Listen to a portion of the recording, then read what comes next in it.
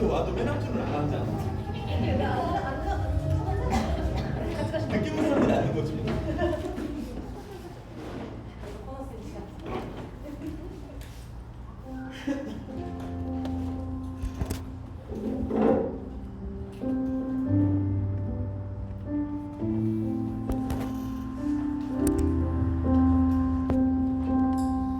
네, 안녕하세요. 감사합니다. 저희 어느덧 11월의 마지막 주 예배를 드리게 되는데요. 저희 11월의 한 달 동안 코인 노래방이라는 주제로 이 노래를 함께 나누면서 예배를 드렸습니다. 어느새 가을의 노래는 이제 겨울의 노래가 되어서 다시 이제 12월을 맞이할 준비를 저희는 하고 있는 것 같습니다. 이처럼 우리에게 새롭게 다가오시는 그분의 음성을 기대하면서 함께 찬양으로 나아가기를 원합니다.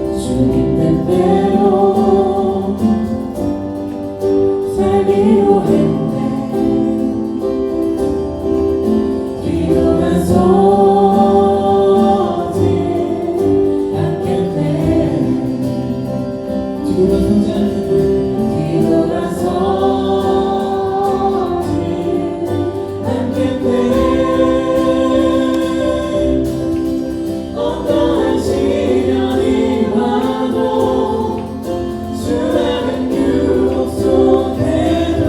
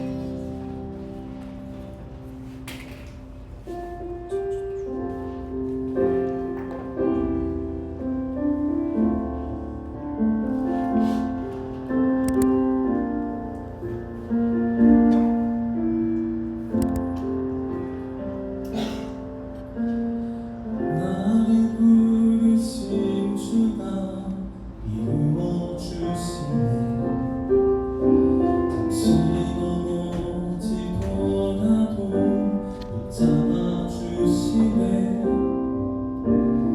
나의 걸어가는 길 동행하시네 혼자 생각했던 삶을 함께 하셨네 찬양해 언제나 어디서나 부르신 그 뜻대로 나를 지으신 주의 뜻대로 나 찬양해 영원토록 노래하네 나를 부르신 대로 주를 찬양하며 살아가리라.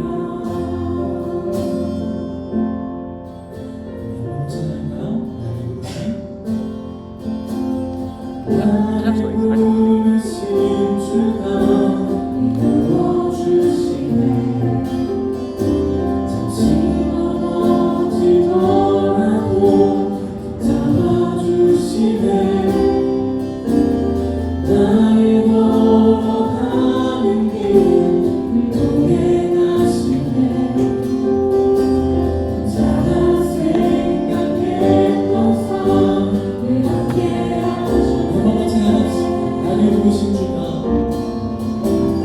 나를 부르신 주가 이루어주시네 잠시 넘어지더라도 잡아주시네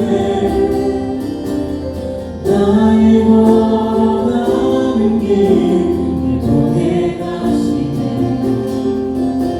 혼자나 생각했던 삶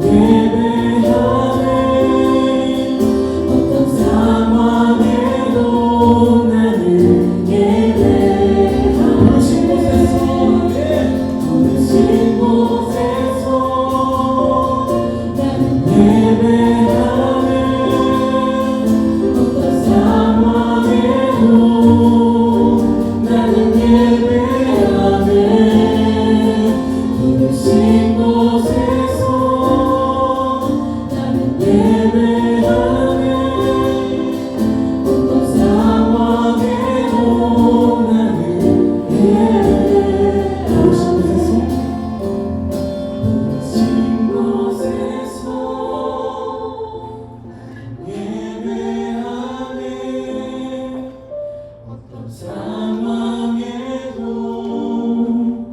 나는 예배하네. 부르신 곳에서 나는 예배하네. 상황에도 나는 예배. 마지막으로 진행해주세요. 부르신 곳에서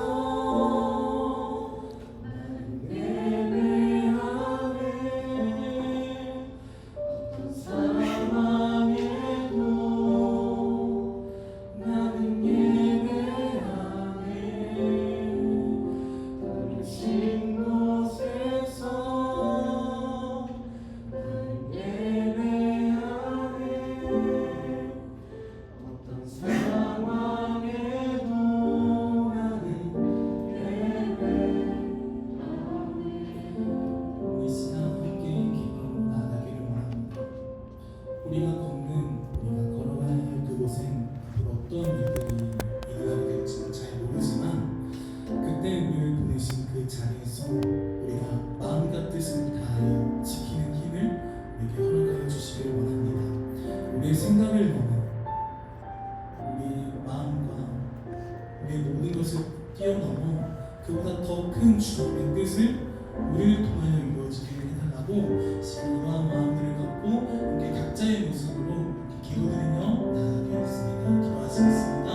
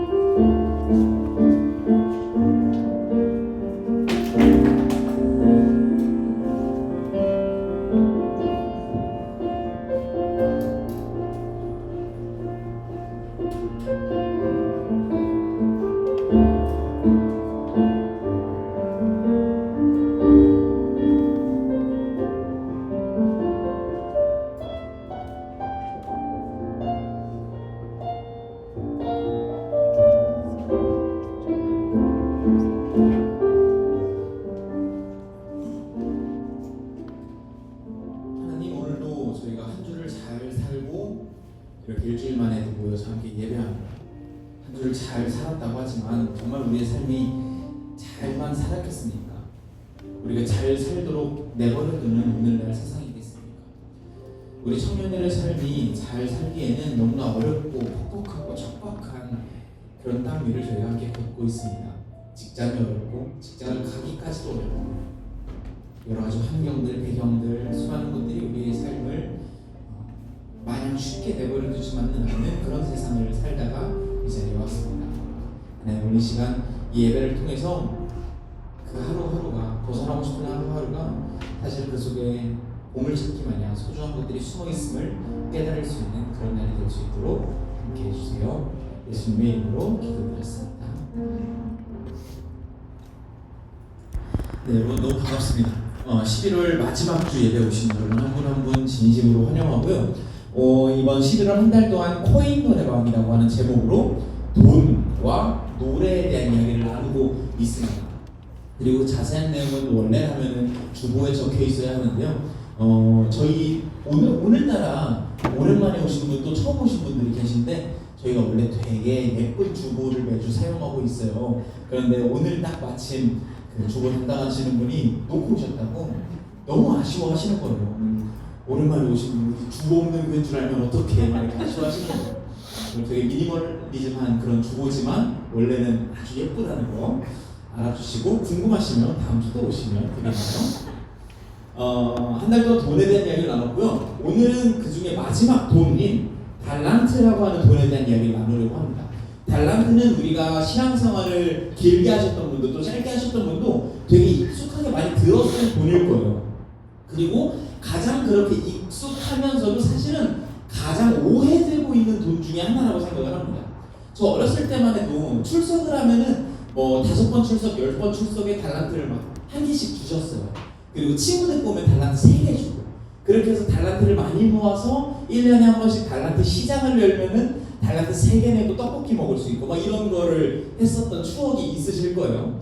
그런데 사실 달란트, 한 달란트는요, 한 성인이 10년 정도 일했을 때 벌 수 있는 돈입니다. 사실 친구 한 번 데리고 오고 30년 정도의 연봉을 받을 수 있다는 건 대단히 이득인 상황이지만, 그걸 받고 떡볶이 1인분만 내주었다는 건 또 그에도 상당히 착취를 했다라고 말할 수 있겠죠. 달란트라는 게 굉장히 익숙하지만 사실 되게 오해되고 있는 돈인 거죠. 이 가장 달란트라고 하는 돈이 등장하는 가장 대표적인 장면이 오늘의 본문인데요. 마태복음인데 저희 같이 한번 읽어보도록 하겠습니다. 한 목소리로 읽겠습니다. 시작. 주인은 종들의 능력에 따라 어떤 사람은 5달란트를, 어떤 사람에게는 2달란트를, 어떤 사람에게는 1달란트를 맡기고 여행을 떠났다. 5달란트를 받은 종은 얼른 가서 그곳으로 장사를 하였다. 그래서 5달란트를 더 벌었다. 마찬가지로 2달란트를 받은 종도 2달란트를 더 벌었다. 그러나 1달란트를 받은 종은 나가서 땅을 파고 그곳에 주인의 은문을 숨겼다고 말하고 있습니다. 적게 받은, 차등 지급되어서 적은 달란트를 받은 종이 나는 왜 이렇게 적지 하며 비교하다가 그냥 묻고 말았다. 그래서 성경은 그 존재를 되게 아쉬워했다라고 하는 내용으로 오늘의 본문이 구성되어 있습니다.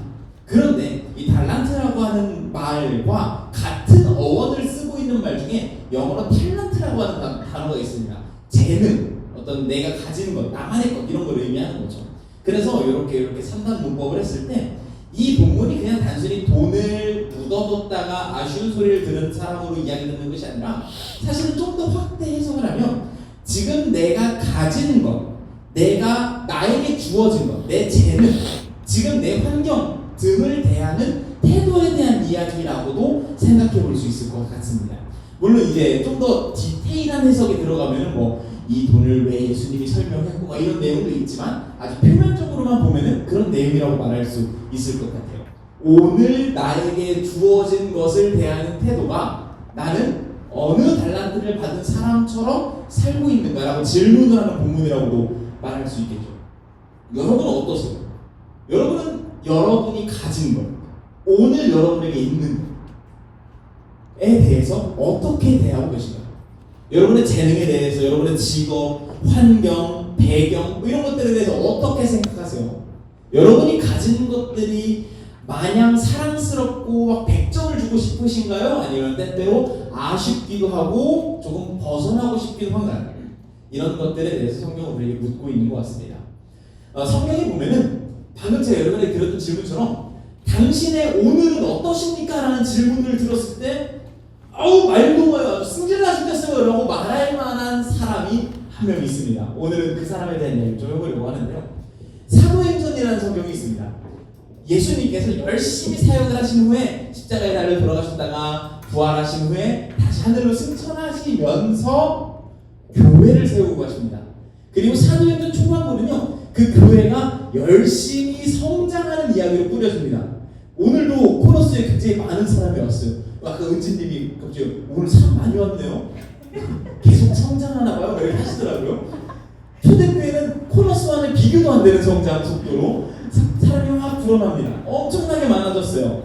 그러니까 그걸 보고 있었던, 예수님을 가뜩이나 싫어했었는데 그 예수님을 따르는 사람들이 늘어나니까 이 교회를 눈에 가시로 여기고 있었던 유대인들이 있었어요. 근데 이 유대인들이 이 교회를 눈에 가시로 보고는 있었는데 마땅히 트집 잡을 게 없는 거예요. 그래서 호시탐탐 노리고 있었어요. 저것들 어떻게 트집을 잡지 이러고 있었는데, 이때 당시 교회 안에는 두 종류의 사람이 있었습니다. 첫 번째는 예수님처럼 유대교를 잘 믿다가 전도돼서 예수님을 믿게 듣기로 한 사람들이 있었어요. 이 사람들은 이 교회를 호시탐탐 노리는 유대인들과 별반 다르지 않았어요. 똑같은 걸 중요하게 여기고요. 성전도 중요하게 여기고 뭐 몸에 그 할례라고 하죠. 그런 어떤 수술 같은 건데 그런 것도 되게 중요하게 여기고 율법 지키는 것도 되게 중요하게 여겼어요. 그런데 교회 안에 그 사람들만 있는 게 아니라 교포들이 좀 있었어요. 외국인들이 좀 있었어요. 그래서 이 유대인들이 어떻게 트집 잡을까 고민하다가 유대인들 중에는 트집 잡을 만한 사람이 별로 없으니까 저 교포들을 좀 꼬드겨보자라고 생각이 들었던 거예요. 이때 이 교회 안에 교포들로 구성된 리더 그룹이 있었는데요. 말씀 한번 보여주세요. 사도행전에 보면 여기 같이 한번 읽어볼게요. 시작. 모든 사람이 이 말을 좋다고 생각해서 믿음이 좋고 성령이 충만한 스데반을 비롯하여 빌립과 프로고와 니가노르와 디몬과 바네바와 유대인으로 개종한 안디오스랑 디볼레를 뽑았습니다. 지금 저도 버벅거렸죠. 교회를 조금 다녀본, 성경을 좀 읽어본 사람들은 요거 읽으면서 약간 익숙하지 않은 이름인데 라는 걸 느낄 수가 있어요. 사실 이 이름들은요 성경에 자주 등장하는 이름들이 아닙니다. 아까 말씀드렸던 교포, 외국인들로 구성된 이름입니다. 뭐 예를 들면 스테반 같은 경우는 스테파노스라고 하는 이탈리아식 이름이고요. 필리포스, 프로코노스 이런 이름. 여기 보면 니골라도 니콜라스라고 하는 이름이에요. 이탈리아 사람인데 아예 유대교로 개종한 전도된 사람입니다. 교포들, 외국인들. 우리도 왜 교포들 하면 무슨 생각나세요? 헤이 이름 막 그러잖아요. 누나 이런 거 없잖아요. 상대적으로 자유롭잖아요. 마찬가지였어요. 유대인이었다가 예수님을 믿게 된 사람은 성전에 가는 거, 율법을 지키는 거 열심히 했어요. 근데 교포들, 외국인들은요 상대적으로 그게 뭘 중요해, 잘 믿는 게 중요하지 라고 했어요. 그래서 유대인들이 그 교포 리더 그룹 중에 한 명이었던 스데반을 긁기 시작을 합니다. 너 성전 안 가잖아. 너 기독교인이 그래도 돼? 그러니까 그게 중요합니까? 자유해 주십시오. 복음으로 자유할 수 있습니다. 라고 설교를 하다가 스데반이 돌 맞아 죽었고요. 그걸 이제 기점으로 삼아서 유대인들이 교회를 핍박하기 시작했던 겁니다. 이게 사도행전 초반부의 이야기거든요. 이 이야기를 배경으로 하면 이렇게 결론이 납니다. 박해를 해서 교회에서 쫓겨난 사람들이 있는데요, 안 쫓겨나도 될 사람들이 있었던 거예요. 누구냐면 율법을 그대로 잘 지켰던 그리스도인들. 율법을 어기는 전혀 문제가 없었던 그리스도인들은요 박해를 해도 쫓겨날 이유가 마땅히 없었어요. 왜냐하면 잘못한 게 없었거든요. 박해하는 유대인들 입장에서는. 그래서 다 도망가는데 여기에 기독교인들이 남아있잖아요. 그럼 어떻게 해요? 그들을 이끌 수 있는 리더도 필요하잖아요. 그래서 사도행전 뒤에 9장에 보면은 9장이 맞는가요? 8장이었나요? 12장이네요. 어떻게 다 외워요. 베드로도 버티다가 결국 예루살렘에서 도망가거든요. 그러면서 한 사람에게 알리고 도망갑니다. 바로 그 사람이 예수님의 친동생이었던 야고보입니다. 야고보, 우리 갈 길 안 될 것 같아. 예루살렘 잘 부탁해 라고 냅두고 도망갑니다. 이제 예루살렘에는요 율법을 잘 지켰던 그리스도인들과 야고보가 나와서 열심히 교회를 하고 있습니다. 근데 이 야고보에 대해서 별로 알 수 있는 내용이 성경에 별로 없는데 감사하게도 야고보가 편지를 한 통 썼고요. 그게 성경에 남아있어요. 야고보서라고 하는 성경인데요. 이 야고보서의 주된 내용은 이런 내용들입니다. 믿음이 죽은 믿음이 있고 산 믿음이 있다는 거예요. 그리고 그걸 구별할 수 있는 기준은 행동이 있냐 없냐. 야, 행동이 다르지 않는 믿음은 죽은 믿음이야 라고 야고보는 굉장히 많이 외쳤고요. 그 야고보서에 굉장히 많은 내용이 담겨 있는데 중간중간에 이런 내용이 뜬금없이 들어가 있습니다. 어떤 내용이냐면 말 조심해야 돼요. 듣는 거 빨리 듣고 말 좀 천천히 하세요. 쉽게 화내지 말고 화 좀 죽이세요. 여러분, 혀는 독입니다라는 이야기를 갑자기 뜬금없이 해요. 근데 이게 아주 뜬금없지만은 않아요. 왜냐하면 여러분 생각해보세요. 믿음이 있다는데 행동은 없어요. 죽은 믿음이에요. 그러면 행동하지 않는 믿음을 가진 사람들은 뭐가 먼저 나올까요? 주댕이만 살아있는 거예요. 그냥 말만 하는 믿음을 가진 사람들이 마치 죽은 믿음을 가진 사람들과 같다라고 야고보는 생각했던 것 같아요. 여러분, 성경에 신약성경은 특히 편지로 되게 많이 구성이 되어 있거든요. 근데 편지를 쓴다는 건 할 얘기가 있을 때 쓰는 거였어요. 바울도 편지를 되게 많이 썼어요. 그중 되게 많은 내용이 뭐였냐면, 이 주변에 너네 사람들이 막 와서 야, 믿음보다 할례하는 게 더 중요해, 율법 지키는 게 더 중요해, 음식규례 지키는 게 중요해라고 말하는 사람들이 되게 많은데, 아니야, 믿음이 훨씬 더 중요해 라고 바울은 편지를 많이 썼어요. 그런 의미에서 혹시 히터를 잠깐 꺼주실 수 있을까요? 너무 덥네요. 설교를 이어가는 것보다 히터가 더 중요해 라는 것처럼 바울이 자꾸 편지에서 이야기를 해요. 율법 지키라고 말하는 사람들은 아니야, 믿음이 더 중요해. 바울은 이 편지를 왜 썼을까요? 믿음 지키는 것보다 율법 지키는 게 더 중요해라고 말하는 사람들이 있었기 때문에. 그럼 야고보는 왜 이런 편지를 썼을까요? 야고보 주변에는 듣기는 천천히 듣고 말은 빨리 하고 쉽게 화내는, 행동은 없고 주댕이만 살아있는 사람들이 야고보 주변에 있었던 거예요. 그게 바로 야고보가 가르치고 있었던 예루살렘 교회 사람들이었던 것 같아요. 사도행전 21장에 보면은 예루살렘 교회가 엄청 커지거든요. 거의 한 10,000명 모여요. 그런데 그 10,000명이나 모일 수 있었던 기반이 되는 사람들을 누구라고 생각하냐면 바리새인들이라고 성경학자들은 추측하고 있어요. 바리새인들, 예수님과 그렇게 싸우고 막 약간 성격 빡셌던 사람들이잖아요. 그런 사람들로 구성되어 있는 교회다 보니까 상당히 좀 꼬장꼬장한 사람들이 많았던 거죠. 그래서 사건이 여러 가지가 있었는데 사도행전 15장에 보면은 바리새파에 속해 있다가 신자가 된 사람들이 그냥 자기네 동네에서만 꼬장꼬장하게 군 게 아니라 멀리 외국에 있는 교회가 마음에 안 드는 거예요. 그래서 안디옥이라고 하는 교회까지 쫓아가서 야, 너네 할례 받았어? 너네 음식 규례 잘 지켜? 야, 니네 뭐 오늘날은 뭐가 있을까? 너네 주일 성수 잘해? 너네 헌금 잘해? 11조 잘해? 이런 걸로 시비를 거는 거예요. 그게 중요하고 본질이 아니라고 아무리 가르쳐도 갑자기 옆에 있는 교회 신명을 밝힐 뻔했는데 옆에 있는 교회가 갑자기 포러스에서 막 그런다고 생각해봐요, 여러분. 그러면 저나 상관 전사님 어떻겠어요? 열 받죠. 열 받아서 저 교회 가서 따지는 거예요.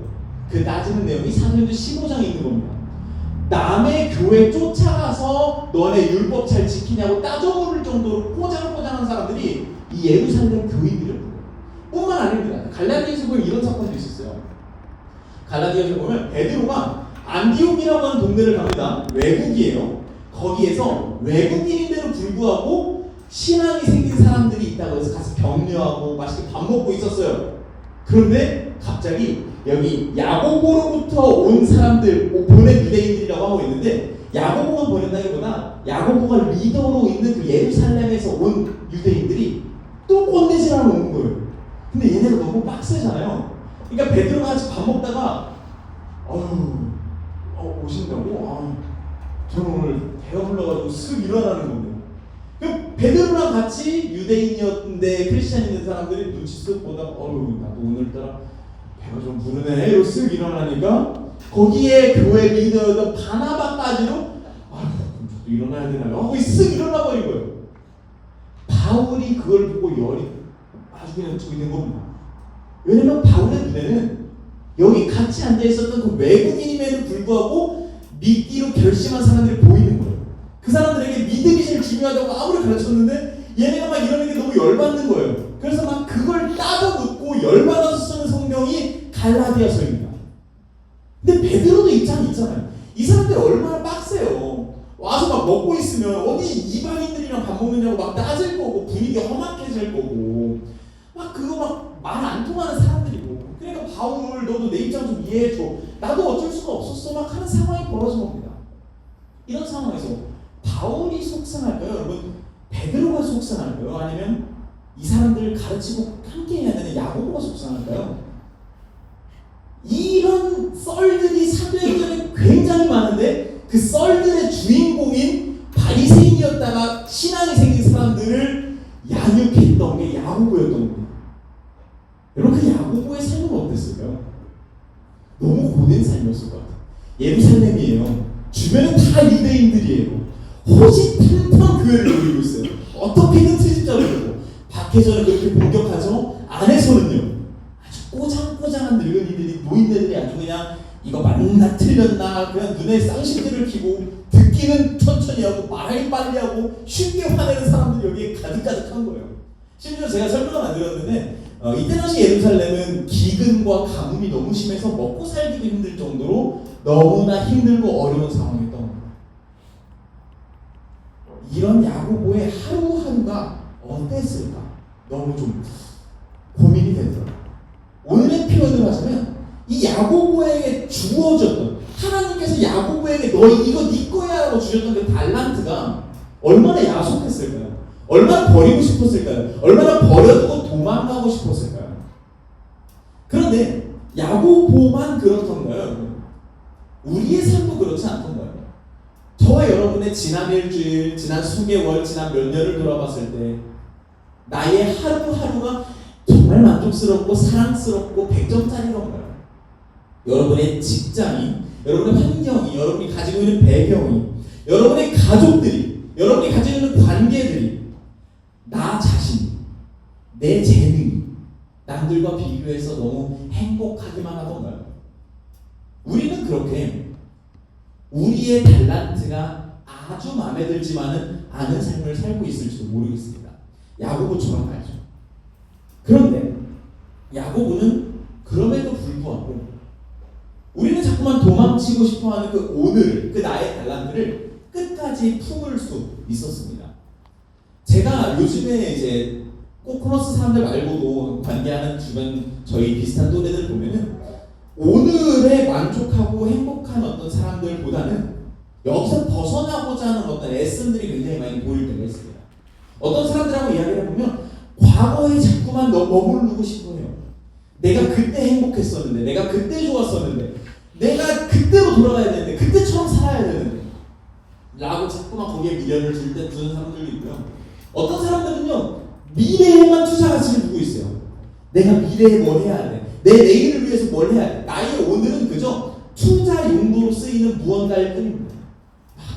야, 너 코인해? 주식해? 막 이런 거 엄청 물어보면서 참 말해요. 나는 그런 거 너무 힘들다. 거기다 넣어놓으면 내 돈이 막 오를까 내려갈까 막 쫄려서 안 되겠다. 그럼 저는 막 바보 취급하는 거예요. 그 오늘의 쫄림보다 내일의 투자가 더 소중하지. 물론 재테크를 해야죠, 여러분. 여러분이 돈 많이 벌었으면 좋겠어요. 그런데 저는 그렇더라고요. 저는 성향이 나의 오늘의 불안함이 더 중요한데 아니에요. 내일이 훨씬 더 중요하대. 이런 사람들이 우리 현대사회의 청년들 중에 너무너무 많아진 것 같아요. 얼마 전에 명희가 설교했었죠. 영화 업을 가지고 설교했었죠. 거기 나오는 두 할아버지가 다 어떻게 사나요?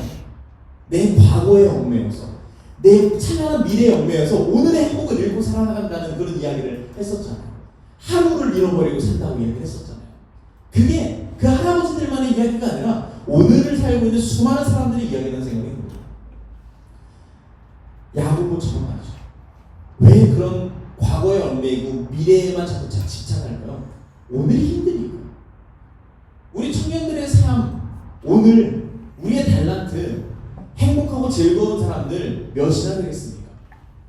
그런데 야고보도 우리와 마찬가지로 힘들고 어렵고 버거운 오늘 하루하루 마음에 들지만은 나는 나의 달란트를 가지고 있었음에도 불구하고요 그걸 지켜냈습니다. 끝까지요. 전승에 따르면 야고보는요 결국 대제사장 안나스에게 이제 미움을 받고 성전 꼭대기에서 떨어져서 크게 다쳤고요. 떨어지길 기다리고 있었던 유대인들의 돌팔매를 받고 이제 그만 목숨을 잃었다고 합니다. 야고보는요 끝까지 그의 오늘을 지켰어요. 그의 예루살렘 교회를 지켰어요. 그의 달란트를 지켰어요. 어떻게 그렇게 할 수 있었을까 생각을 해보면 야고보는 오늘 내게 주어진 것이 얼마나 소중한지를 알고 있었던 것은 아닐까라는 생각이 듭니다. 오늘 우리에게 주어진 것은 분명히 소중합니다. 오늘의 가치가 있습니다. 과거에 아무리 가치를 둬도요, 그 과거는 딱딱하게 굳어버린 콘크리트처럼요, 더 이상 우리의 삶에 아무 영향을 미치지 못합니다.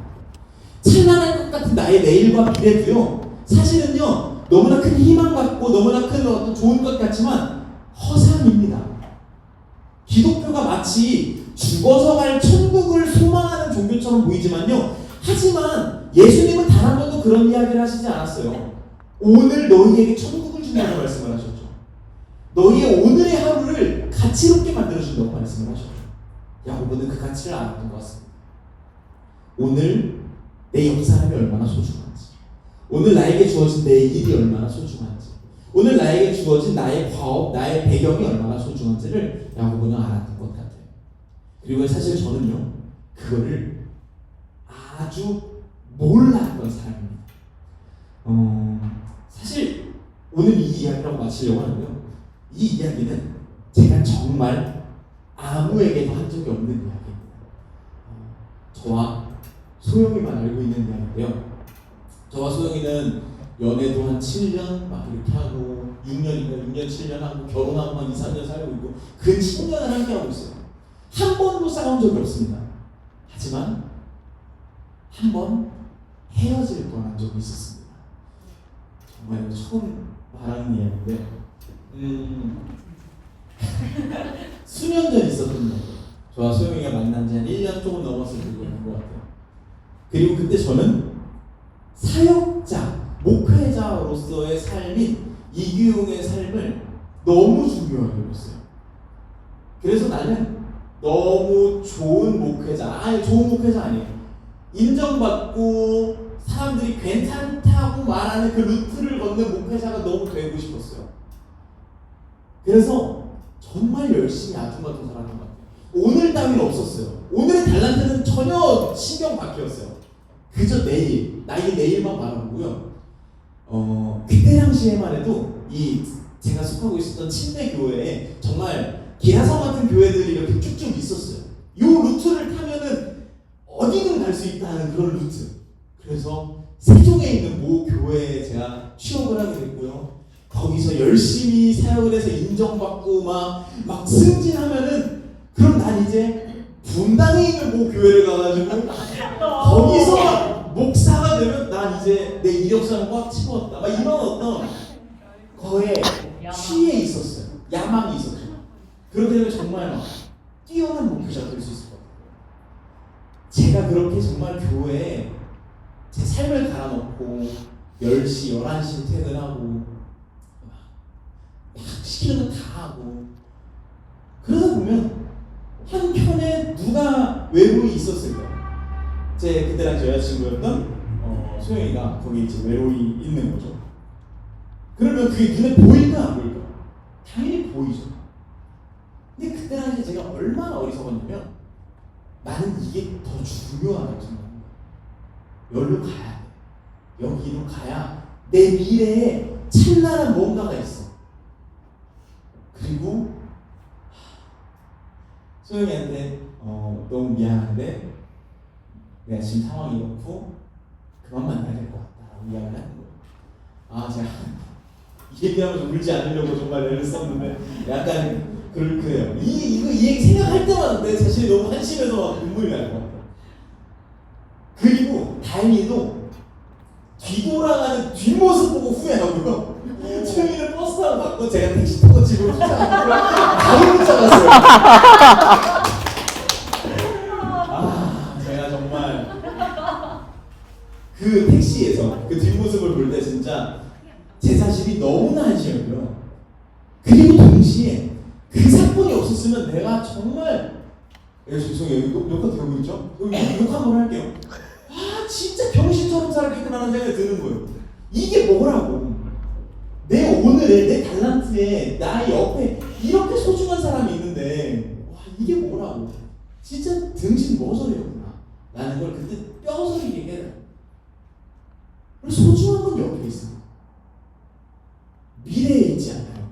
과거에 있지 않아요. 다 허상입니다. 나의 오늘이 소중합니다. 나의 오늘 내 옆에 있는 사람이 100점짜리던가요? 아니에요. 승질나게 하죠. 괴롭히죠. 막 100% 맞겠습니까? 근데 내 소중함은 거기에 있어요. 내가 만질 수 있는 아름다움은 거기에 있어요. 내가 껴안을 수 있는 가치는 거기에 있어요. 오늘에 있어요. 내 직장에 있어요. 내 환경에 있어요. 내 가정에 있어요. 내 배경에 있어요. 이걸 읽는 순간 바보 천치 머저리가 되는 겁니다. 야고보는 똑똑한 사람이었어요. 아무리 힘들어도 오늘의 가치를 알고 있었던 사람이었어요. 이 세상은 바보로 가득해요. 자꾸만 투자하래요. 내일에 뭐가 있대요. 가야지 뭐가 있대요. 물론 다시 얘기 드리지만 열심히 살아야 됩니다, 여러분. 그냥 욜로족하라는 거 아니에요. 근데 정말 열심히 살 수 있는 비결은, 그 와중에 행복할 수 있는 비결은, 내 가치가 무엇인지 알아볼 수 있는 눈은요, 오늘을 바라보는 눈 속에 있습니다. 제가 만약에 그때 제 인생에 가장 소중한 걸 놓쳤더라면 저는 지금 어쩌면 월급 많이 받는 목사는 되어 있을지도 모르겠어요. 여전히 머리에는 똥만 들어있는 채. 그날 이후로 저는 오늘 소중한 것을 깨달을 수 있는 눈을 정말 조금이라도 알게 되었어요. 그걸 계속해서 놓치지 않으려고 애쓰고 사는 것 같아요.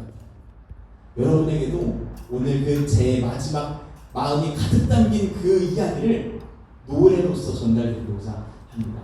오늘 마지막 노래, 이번 한 달 시리즈를 장식하는 노래를 청해드리도록 하겠습니다.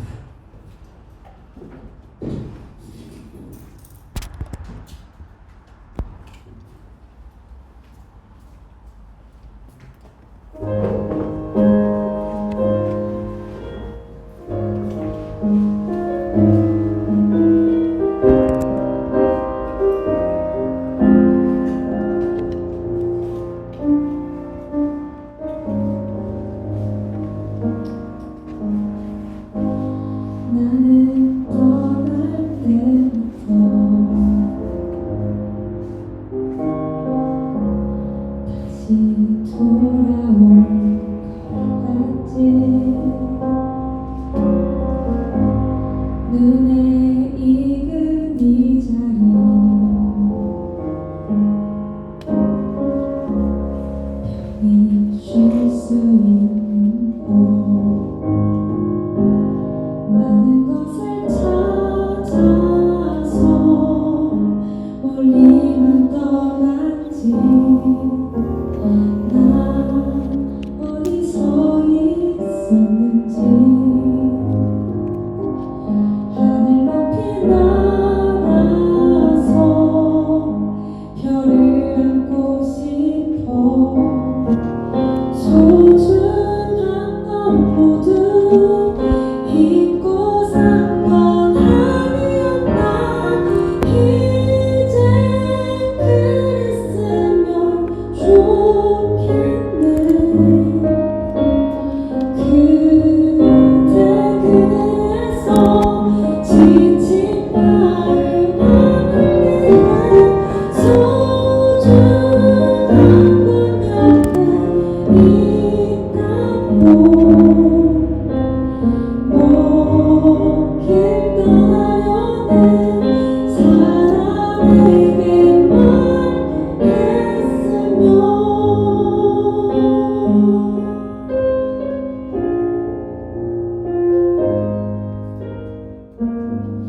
너를 보낼 때부터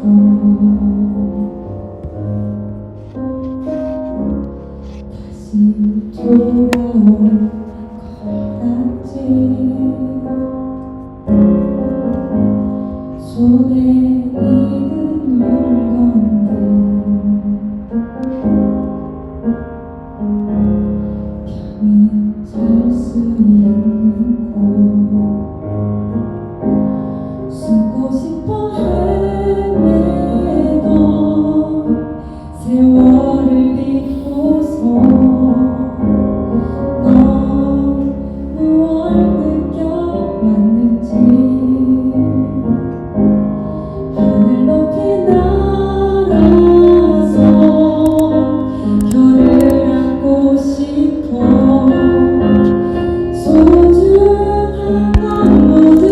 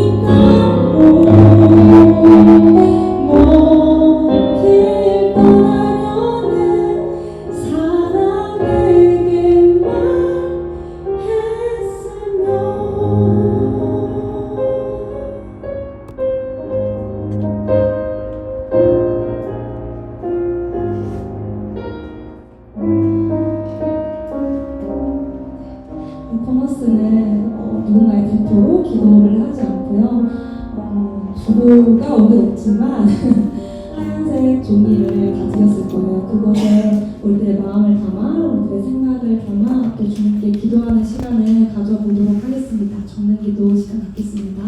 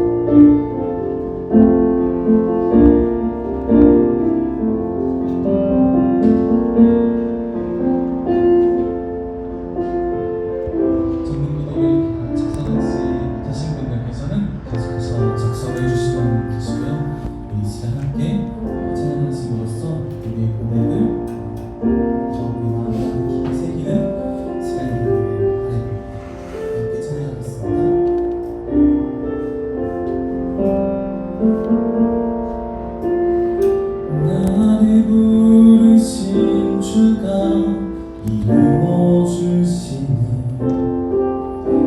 잠시 넘어지더라도 붙잡아주시네. 나의 걸어가는 길 동행하시네. 혼자라 생각했던 삶 늘 함께 하셨네. 나 찬양해 언제나 어디서나 부르신 그 뜻대로 나를 지으신 주의 뜻대로 나 찬양해 영원토록 노래하네. 나를 부르신 대로 주를 찬양하며 살아가리라. 한번 찬양할까요? 나를 부르신 주,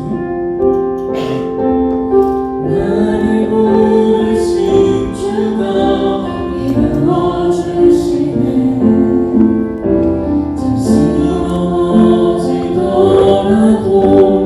붙잡아주시네. 나의 걸어가는 길을 동행하시네. 혼자라 생각했던 삶 늘 함께 하시네.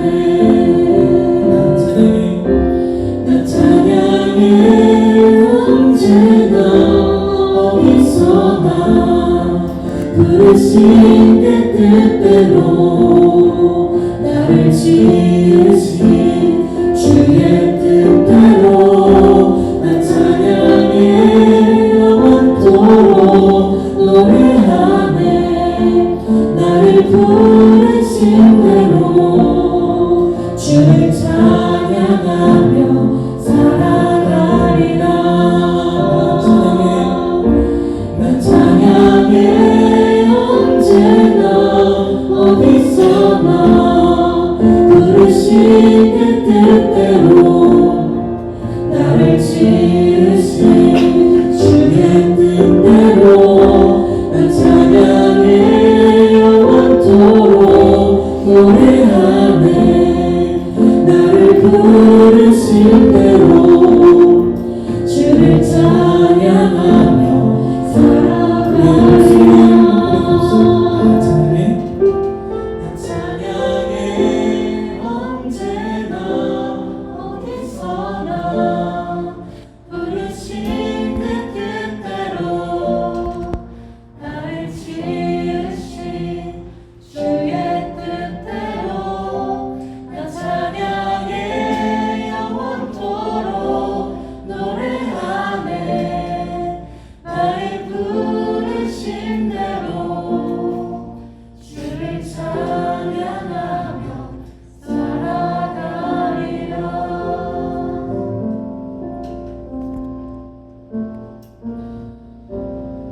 불안은 미래에 대한 걱정을 남기고 후회는 과거에 대한 미련을 남기지만 사랑은 현재에 대한 행복을 알게하는 것 같습니다. 멀리 있지 않은 오늘의 행복을 내가 사랑할 이에게 그리고 날 사랑하는 이를 통해 깨닫게 되는 우리 코너스 공동체가 되기를 소망합니다. 이 시간 함께 코너스 공동체는 공동기도문 함께 고백하며 예배를 마치고 있습니다. 우리 함께 공동기도문 나누겠습니다. 우리는 고개를 들어 하늘을 바라봅니다. 하나님의 왕천을 바라보며 고개를 돌려 땅을 바라봅니다. 하늘과 땅을 번갈아 바라봅니다. 아버지의 마음으로 이웃을 돌아봅니다. 내가 받은 사랑 시작으로부터 내가 나누는 사랑의 목적지로 시선을 둡니다.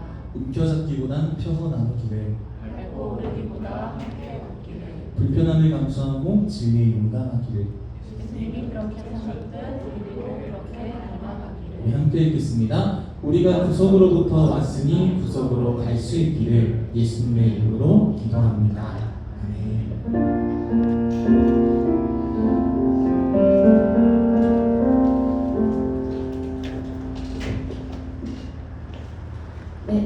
잠시 광고하는 시간을 갖도록 하겠습니다. 저희 코너스 가치들을 잠깐 또 살펴보려고 합니다. 여러분 아예 귀에 박히도록 외우시도록. 저희는 사랑의 선순환이라는 모토로 이 교회를 함께 운영하고 있고요. 사랑의 선순환이 항상 외부로만 흘러가지 않고 저희 내부에서도 늘 흐르기를 소망합니다. 그리고 저희는 이제 코너스 처치라고도 가끔 부르지만 사실은 코너스라는 명칭이 정확합니다. 그래서 우리 자체가 외부의 시선에서 교회로 바라볼 수 있도록 그래서 코너스라고만 부르고 있고요. 또 더 구석에 있는 분들을 위해서 5시 예배로 드리고 있습니다. 또한 오늘 말씀 전해주신 이제 이규영 목사님과 찬양해주신 이사람 전도사님이 공동 목회로 진행하고 있고요. 방금 제가 전도사님, 목사님 이렇게 얘기했지만 사실은 수표호칭으로 오빠, 누나, 동생, 아무나 부르셔도 됩니다. 저희가 건강한 교회를 이뤄갈 수 있도록 함께 기도해 주셨으면 좋겠고요. 주차는 저희가 딱히 주차장이 없습니다. 그래서 주변에 골목에 잘 세워주시면 되는데 이제 이웃들에게 피해가지 않도록 잘 지켜주시고요. 방문카드는 저희가 항상 주보에 QR이 있지만 오늘 없기 때문에 나가실 때 QR을 항상 받아가셔서 오늘 예배가 어떠셨는지 저희가 등록카드가 아니기 때문에 방문 어떤 예배가 오늘 예배가 어땠고 어떤 느낌이 있었는지 QR로 좀 찍어서 올려주시면 감사하겠습니다. 이제 중요한 광고가 있습니다, 여러분. 자, 중요한 광고. 자, 여러분 11월까지 소그룹 잘 나누셨죠? 내향인분들에게 죄송한 말씀이지만 12월에는 이제 잠깐 헤어지기 위한 시동을 걸어보려고 합니다. 그래서 4주간 랜덤 소그룹으로 진행될 거고요. 저희가 사실은 자주 보는데 얼굴은 또 자주 보는데 저는 한 번도 말해보지 못한 여러분들이 계세요. 그래서 이번 기회에 좀 친해지고 서로 좀 알아가고 이 사람 이런 생각을 가지고 있었구나 라는 생각들을 좀 할 수 있도록 그래서 마음의 준비를 하고 오셔라. 이제 헤어질 준비를 좀 하셔라. 이런 공지가 있습니다. 그래서 12월 첫째 주부터 새로운 소그룹이 좀 진행될 거고요. 그 다음에 이제 1월부터는 다시 고정 소그룹으로 나아가도록 하겠습니다. 또한 12월에는 창조와 귀요미의 가강승제 설교 시리즈로 진행이 됩니다. 가강승제 뭔지 모르겠지만 기대해 주시고요. 창조의 또 새로운 설교 많은 기대 부탁드리겠습니다.